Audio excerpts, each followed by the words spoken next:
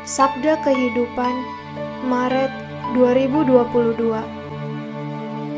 Dan ampunilah kami akan kesalahan kami, seperti kami juga mengampuni orang yang bersalah kepada kami. Matius 6 ayat 12.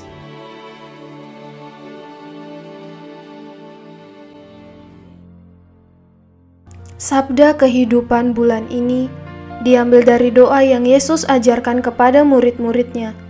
Doa Bapa kami. Ini adalah doa yang berakar kuat dalam tradisi agama Yahudi. Orang-orang Yahudi juga memanggil Allah Bapa kami. Ketika membaca pertama kalinya, kata-kata dari ayat ini seakan-akan menantang kita. Dapatkah kita meminta Tuhan untuk menghapus kesalahan kita, sebagaimana tertulis dalam teks bahasa Yunani? Dalam cara yang sama seperti kita sendiri mampu melakukannya kepada orang-orang yang bersalah kepada kita, kemampuan kita untuk memaafkan selalu terbatas, tidak tulus, dan bersyarat. Seandainya Tuhan memperlakukan kita sesuai dengan ukuran kita akan benar-benar dikutuk. Dan ampunilah kami akan kesalahan kami, seperti kami juga mengampuni orang yang bersalah kepada kami.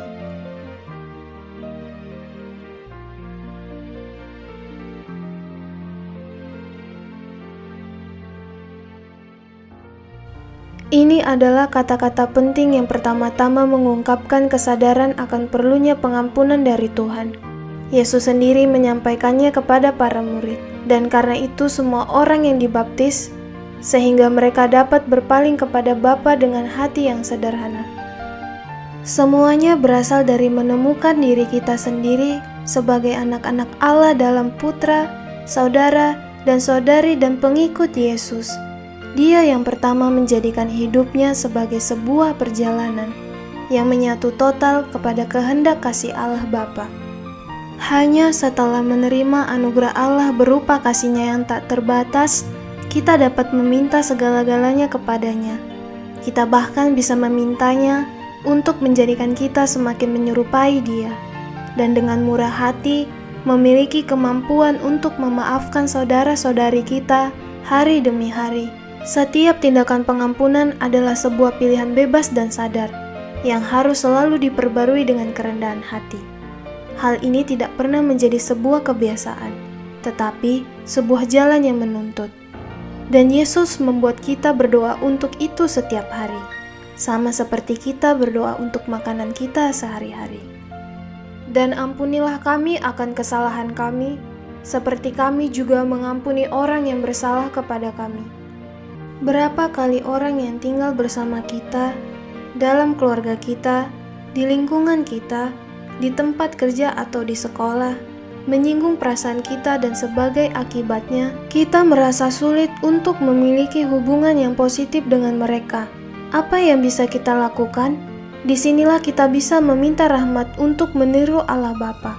Marilah kita bangun setiap pagi dengan pengampunan penuh dalam hati, dengan cinta kasih sejati yang selalu bersedia memaafkan, yang tahu menerima orang lain sebagaimana adanya, beserta dengan kekurangan dan kesulitannya, sebagaimana layaknya seorang ibu terhadap anaknya yang salah, selalu mengampuninya dan selalu penuh harapan terhadapnya.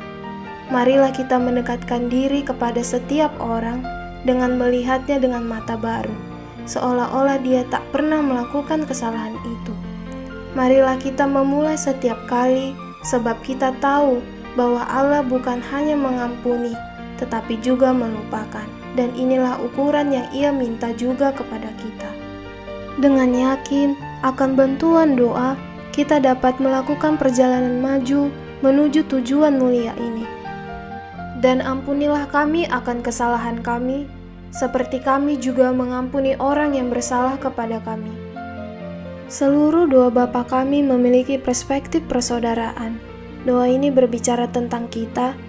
Aku meminta tidak hanya untuk diriku sendiri, tetapi juga untuk dan bersama orang lain. Kemampuan saya untuk memaafkan ditopang oleh kasih orang lain, tetapi pada saat yang sama, kasih saya dalam beberapa hal dapat dipengaruhi oleh kesalahan yang telah dilakukan oleh sesama saya. Mungkin bahkan ini tergantung pada saya. Mungkin saya belum melakukan semua yang saya bisa untuk membuat orang lain merasa diterima dan dipahami. Di Palermo, Italia, beberapa komunitas Kristiani melakukan banyak kerjasama dan dialog. Dan ini berarti mereka harus mengatasi berbagai kesulitan. Biagio dan Gina menceritakan suatu hari seorang teman pendeta mengundang kami untuk bertemu dengan beberapa keluarga dari gerejanya yang tidak mengenal kami. Kami membawa sesuatu untuk dimakan bersama saat makan siang. Tetapi, sikap keluarga-keluarga itu membuat kami mengerti bahwa kami tidak diterima. Dengan sangat lembut, Gina menawarkan kepada mereka masakan khas yang telah dia masak. Dan pada akhirnya, kami makan bersama. Setelah makan siang, mereka mulai menunjukkan kesalahan yang mereka lihat dalam gereja kami. Karena tidak ingin bentrok, kami mengatakan bahwa tidak ada kekurangan atau perbedaan apapun di antara gereja-gereja yang bisa menghalangi kami untuk saling mencintai. Mereka sudah terbiasa menerima kritik dan kecaman, sehingga mereka menjadi heran dan tertegun dengan jawaban yang kami berikan. Lalu kami mulai berbicara tentang Injil dan apa yang menyatukan kami, yang tentunya lebih dari apa yang memisahkan kami. Ketika tiba saatnya untuk mengucapkan selamat tinggal, mereka tidak ingin kami pergi. Lalu kami mengusulkan untuk berdoa doa Bapa kami, di mana kami merasakan kehadiran Tuhan dengan sangat kuat. Mereka membuat kami berjanji bahwa kami akan mengunjungi mereka kembali karena mereka ingin kami mengenal anggota komunitas mereka yang lain. Dan ini telah terjadi sejak beberapa tahun. Dan ampunilah kami akan kesalahan kami, seperti kami juga mengampuni orang yang bersalah kepada kami.